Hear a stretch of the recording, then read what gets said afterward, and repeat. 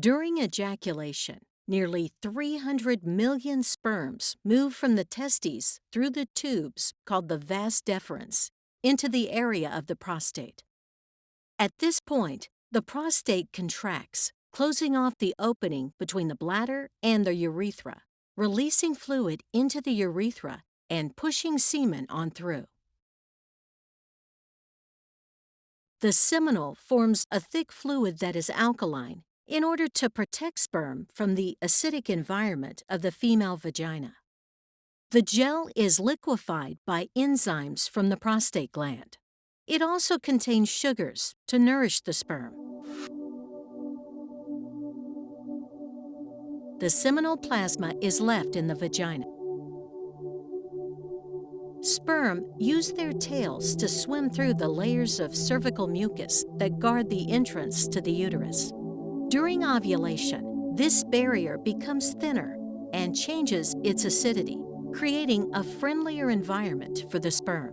On the other side, after releasing the egg, at about day 14 of the period, the egg arrives at a specific portion of the tube called the ampular isthmic junction.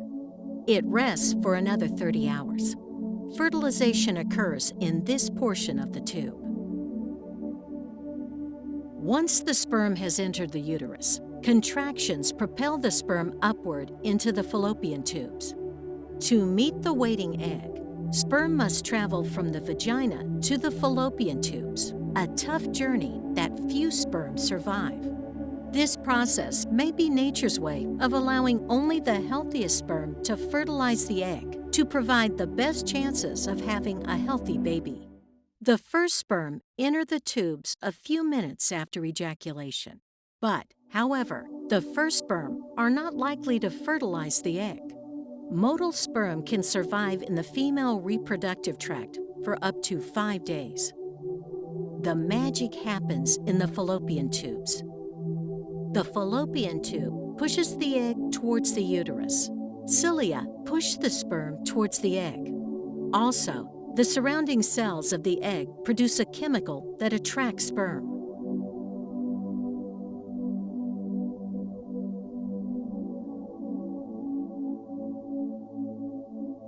The sperm first burrow through the cells of the corona radiata. Then, upon contact with the zona pellucida, the sperm bind to the receptors in the zona pellucida. Then, the enzyme-filled cap of the sperm, called the acrosome, releases its stored digestive enzymes. Finally, the sperm must fuse with the egg plasma membrane. This event causes the egg membrane to change and prevent other sperm from attaching to it. Now attached, the sperm's nucleus, where the chromosomes are stored, enters the egg cell, looking for the egg's nucleus. Egg combines genetic material with the sperm to create a full set of chromosomal DNA with 23 pairs of chromosomes that contain a unique copy of half the genes of the parent source. This is the blueprint for a whole new, unique person that instantly determines gender, hair color, eye color, and many other characteristics. The combined sperm and egg is called a zygote. It is the earliest developmental stage. It divides rapidly in the days following fertilization. The zygote then travels down the fallopian tube to the uterus.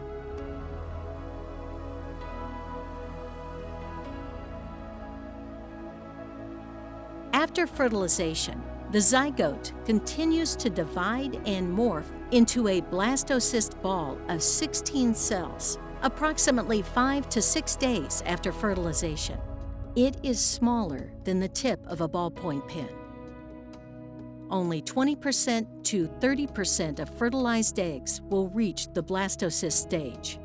Embryos that survive this stage of development have a high implantation potential once transferred into the uterine cavity. The blastocyst hatches out of its shell and burrow into the uterine wall, endometrium. which serves as the source of oxygen and nutrients. About 4 weeks from the beginning of the last period, near the next period, the blastocyst has begun to produce the pregnancy hormone to tell your ovaries to stop releasing eggs. From then on, the menstrual cycle pauses. The blastocyst is called an embryo now. Home pregnancy test might be able to get a positive result. At week 5, the circulatory system, brain, and spinal cord are beginning to form, and the tiny heart will start to beat. The baby's heart beats about 54 million times before birth. The placenta provides oxygen and nutrients to the growing baby and removes waste products from the baby's blood via the umbilical cord. The nose, mouth, and ears are starting to shape at week 6. At weeks 7 and 8, the embryo has doubled in size since last week's. Little hands and feet start to grow. At week 9 to 12 of pregnancy, the embryo is called a fetus. The baby is almost fully formed and has completed the most critical portions. The facial features are more recognizable. The fetus's head is rotated and bent towards the chest, and he can occasionally touch his face. The diaphragm muscles start to grow. The reproductive, circulatory, and urinary systems are all at an advanced stage of development. The fetus will urinate in the amniotic sac. It is a sign of the proper functioning of the fetus's body. If the baby is a girl, her ovaries contain millions of eggs. If the fetus is a boy, his testicles will already start producing testosterone, male sex hormone, which is necessary for the development of his reproductive system. She or he is about 5 centimeters in size and 14 grams in weight.